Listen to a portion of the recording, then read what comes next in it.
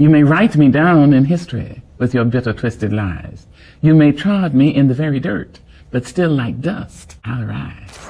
What's up, brownies? I'm going to take this video and possibly subsequent videos to talk about the good old Sarah Jakes Roberts and this hate train that follows her everywhere and that's been following her for the past 2 decades at least. And I'm going to use her kind of as a test subject to talk about the religious double standards that there are for women and how there are plenty of men who've done some of the same things that she's done, but they just don't get the backlash and the same type of treatment. And for this first video, I am going to use her most recent trip to the Breakfast Club, where I felt like DJ Envy in particular was a little bit disrespectful. So let's get into the video and I'll sprinkle my commentary throughout.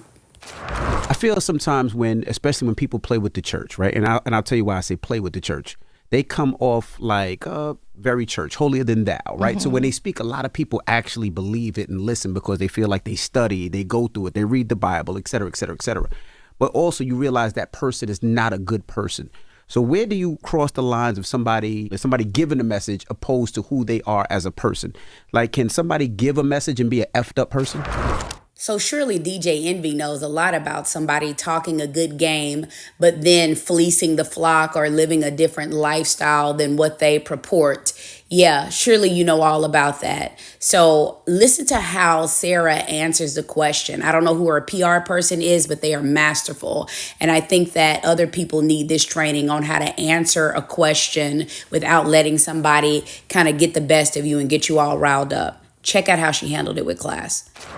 Yeah, I mean, a broken clock is right twice a day. You know what I mean? You don't even have to be a Christian to say something that could be profound and deep.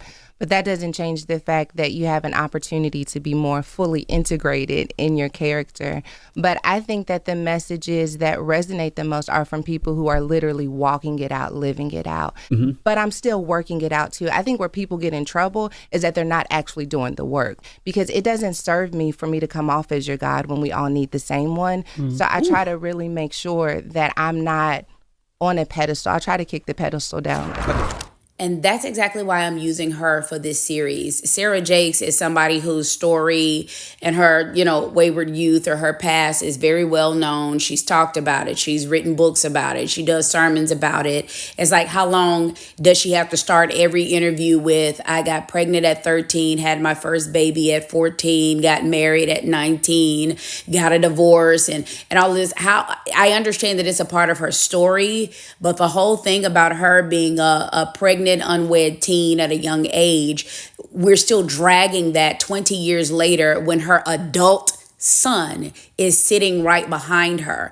Point being, she owns her stuff. She never put herself on a pedestal, but you all will make excuses for men who do the same things that are actually in the pulpit. She wasn't in the pulpit. She was a kid. Her father was in a pulpit. And you still have held her to a higher standard and crucified her than you do actual men in the pulpit. But let's continue. Like you see a preacher will be preaching, right? And then he's cheating on his wife. Yeah. Or a preacher will be preaching and then he's hitting his wife. You know what I mean? So it's like a blurred line. Like, that's not a blurred line, though. That's wrong. That's wickedness. You know what I mean? Like, so when you see that, it's kind of difficult to uphold a preacher. Are we just playing this game, or do you really feel that way and really made a mistake? You understand what I'm saying? If anybody's listening, there's nobody particular. Yeah, well, people. I don't know anyone either who's going through this, but I think people infer a lot. Yes, ma'am. Good job, Sarah. Yeah, I don't know any preachers that are cheating on their wives either, i.e. the rumors about my dad and Diddy and all of this other stuff. But I think that people infer a lot. Yeah, so she caught your shade and she's getting ready to throw it right back at you. Let's let her continue.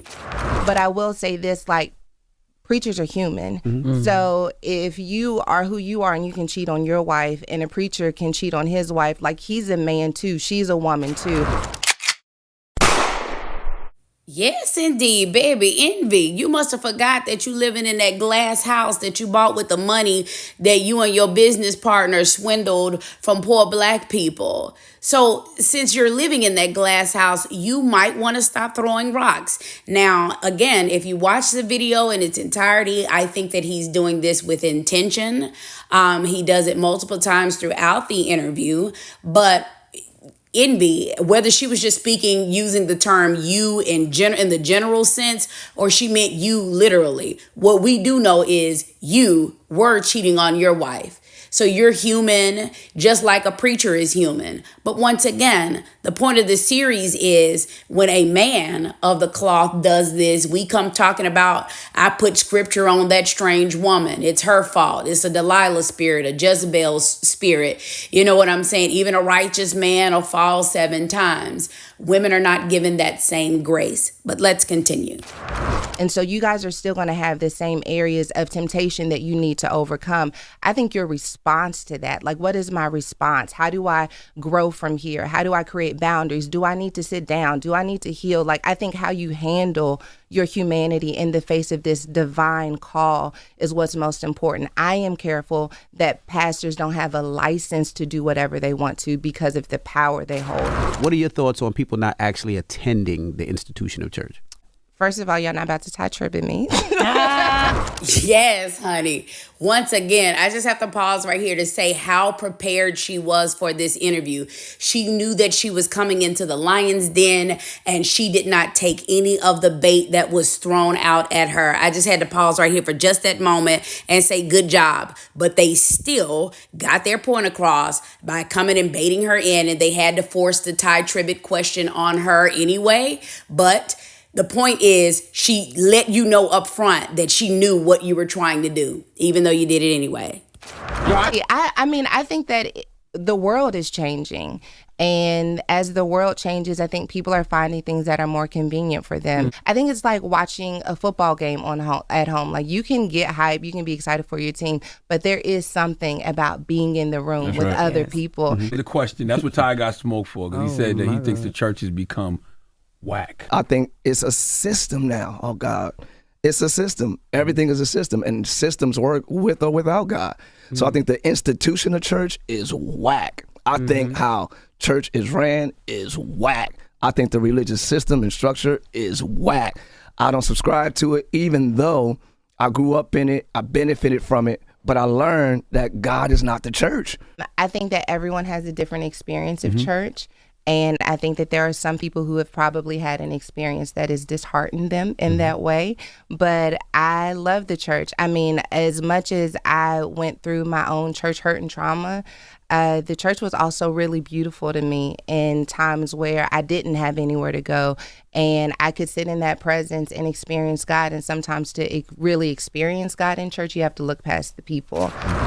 Wow, now she said a mouthful. In order to really experience God in church, you have to look past the church.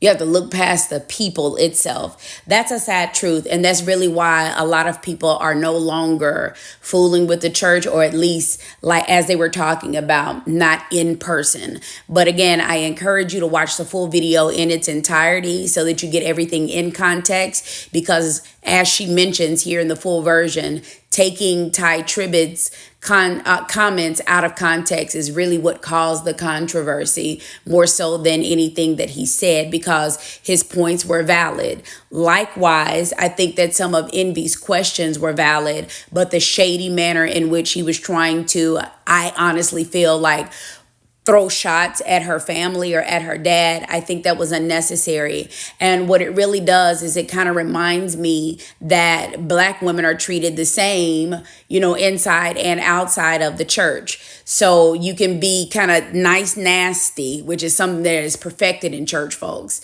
with Sarah when she comes. But when you had a bona fide crook like Jay Morrison on there, it wasn't a lot of scrutinizing and what qualifies him to give this message or whatever as a 3-time felon and drug dealer and somebody who creates bastards and broken homes like so many of you, there wasn't a lot of scrutiny to him and his background. So you can promote men and their debauchery and foolishness, but there's a bit more interrogation that goes on with women, just as it is in the church. And I'm just to the point now to where I can no longer overlook the double standards. So I'm going to talk about it. Stay tuned for the next video. So you can wake up and rise.